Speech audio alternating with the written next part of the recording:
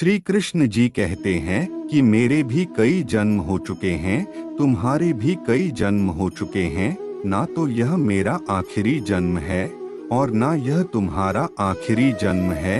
किसी और का काम पूर्णता से करने से कहीं अच्छा है कि अपना काम करें, भले ही उसे अपूर्णता से करना पड़े। जो मिल रहा है तुम्हें, वही तुम्हारे लिए बेहतर है, ये तुम नहीं जानते, पर देने वाला बखूबी जानता है। किसी को अपने कर्तव्यों से मुख नहीं मोड़ना चाहिए, चाहे उसे इसमें हार दिखाई देती हो। हर काम, हर गतिविधि दोषों से घिरी होती है, जैसे आग धुएं से घिरी होती है। ईश्वर जिन्हें खून के रिश्तों में बांधना भूल जाता है, उन्हें दोस्त बना देता है। अपने सबसे खास से धोखा खाने के बाद लोग चाह कर भी किसी पर संपूर्ण भरोसा नहीं कर पाते।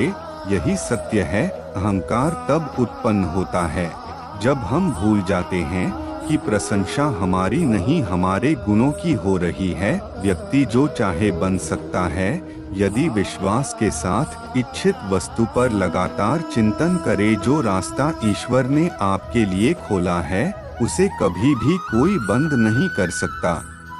कृष्ण ने राधा से पूछा, ऐसी एक जगह बताओ जहाँ मैं नहीं हूँ।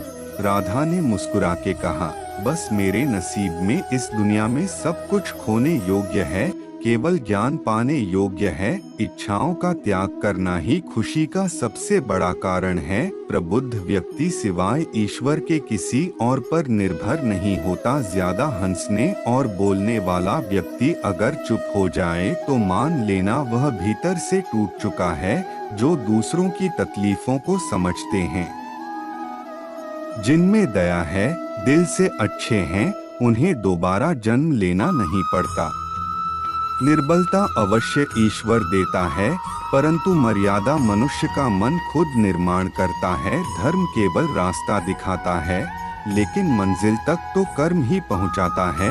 ईश्वर ने हमारे भाग्य में जो लिखा है, उसे हमसे कोई नहीं छीन सकता।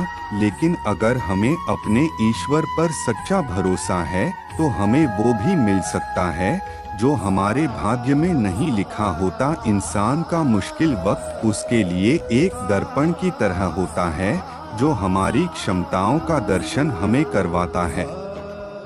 इस पूरे ब्रह्मांड में ऐसी कोई ताकत नहीं जो इंसान की इच्छाओं की पूर्ति कर सके, क्योंकि इंसान की इच्छाएं एक समुद्र के समान होती है, जिसे कभी भी भरा नहीं जा सकता। जो दूसरों की तकलीफों को समझते हैं, जिनमें दया है, दिल से अच्छे हैं, उन्हें दोबारा जन्म लेना नहीं पड़ता। अगर कोई मनुष्य हमारे साथ बुरा कर रहा है, तो उसे करने दो, यह उसका कर्म है और समय उसके कर्म का फल उसे जरूर देगा।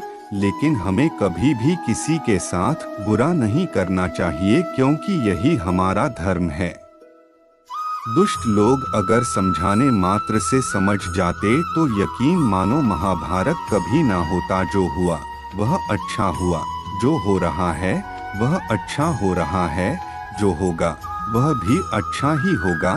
तुम भूत का पश्चाताप न करो, भविष्य की चिंता न करो, वर्तमान में जियो। अगर आप जीवन में असफल होते हैं तो आपको दोबारा प्रयास करने में कभी नहीं घबराना चाहिए, क्योंकि जब आप दोबारा प्रयास करते हैं तो आपकी शुरुआत सुनने से नहीं बल्कि आपके अनुभव से होती है।